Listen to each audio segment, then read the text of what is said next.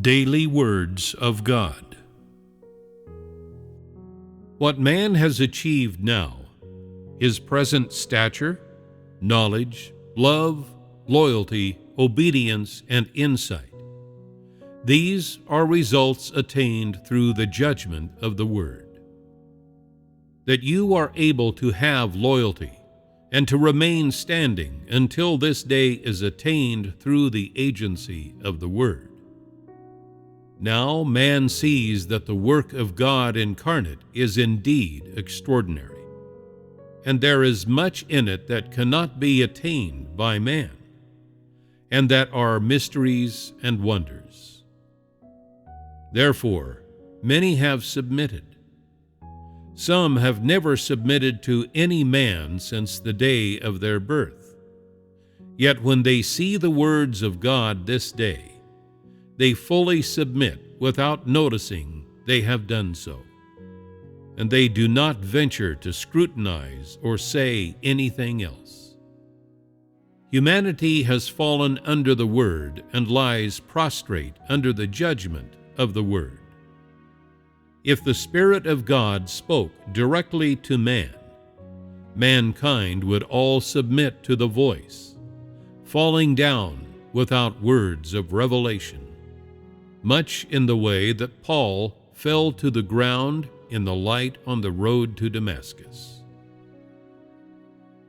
If God continued to work in this way, man would never be able to come to know his own corruption through the judgment of the Word, and thereby attain salvation.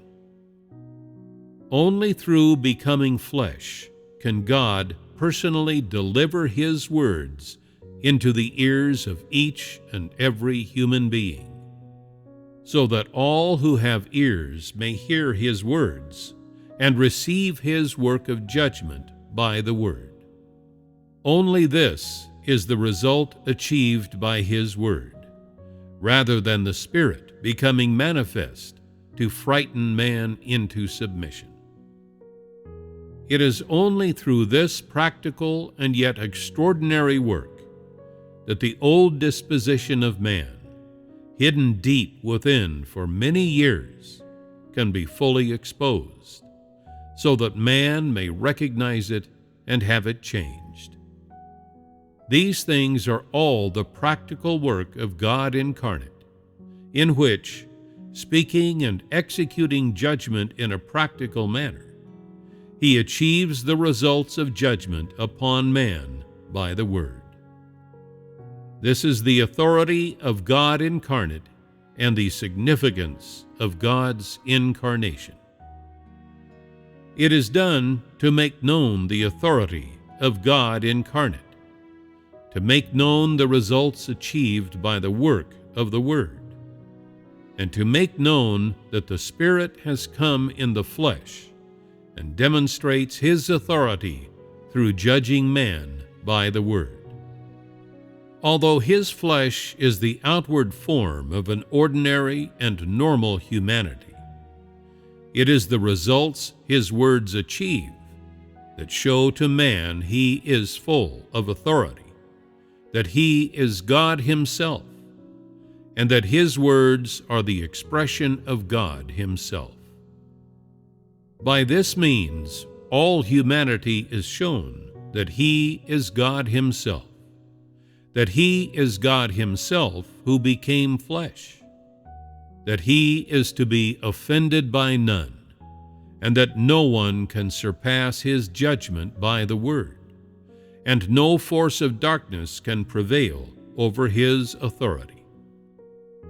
Man submits to Him entirely because He is the Word become flesh, because of His authority, and because of His judgment by the Word.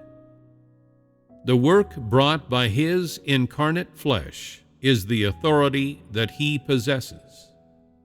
The reason why He becomes flesh is because the flesh can also possess authority, and He is capable of carrying out work in a practical manner among mankind, in such a way that it is visible and tangible to man. This work is much more realistic than the work done directly by the Spirit of God, who possesses all authority, and its results are also apparent. This is because God's incarnate flesh can speak and work in a practical way.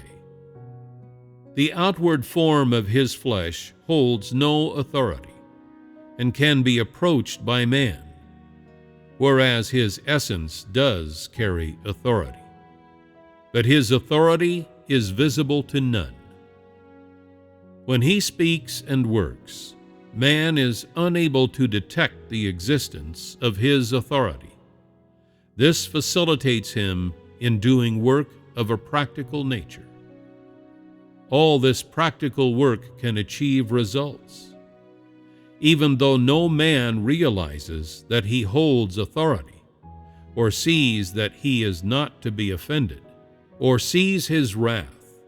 He achieves the intended results of his words through his veiled authority, his hidden wrath, and the words he openly speaks.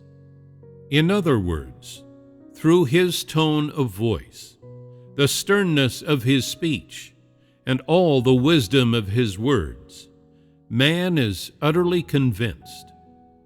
In this way, man submits to the Word of God incarnate, who seemingly has no authority, thereby fulfilling God's aim of saving man.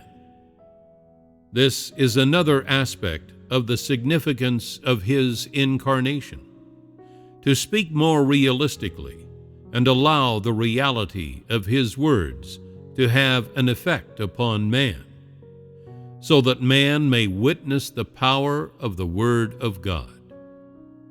Therefore, were this work not done by means of the incarnation, it would not achieve the slightest results and would not be able to fully save sinful people. If God did not become flesh, he would remain the Spirit who is both invisible and intangible to man. Man being a creature of flesh, he and God belong to two different worlds and are possessed of different natures. The Spirit of God is incompatible with man, who is of flesh, and there is simply no way of establishing relations between them, not to mention that man is incapable of turning into a spirit. This being so, the Spirit of God must become a created being in order to do his original work. God can both ascend to the highest place and humble himself to become a human creature, doing work among mankind and living in their midst. But man cannot ascend to the highest place and become a spirit, and even less can he descend to the lowest place. This is why God must become flesh to carry out his work. By the same token, during the first incarnation, only the flesh of God incarnate could redeem man through his crucifixion, whereas there would have been no way for the Spirit of God to be crucified as a sin offering for man. God could directly become flesh to serve as a sin offering for man, but man could not directly ascend to heaven to take the sin offering that God had prepared for him. This being so, all that is possible would be to ask God to run back and forth a few times between heaven and earth, not to have man ascend to heaven to take this salvation. For man had fallen, and moreover, man simply could not ascend to heaven, much less obtain the sin offering. Therefore, it was necessary for Jesus to come among mankind and personally do the work that simply could not be accomplished by man. Every time God becomes flesh, It is out of absolute necessity. If any of the stages could have been carried out directly by the Spirit of God, He would not have submitted to the indignity of being incarnated.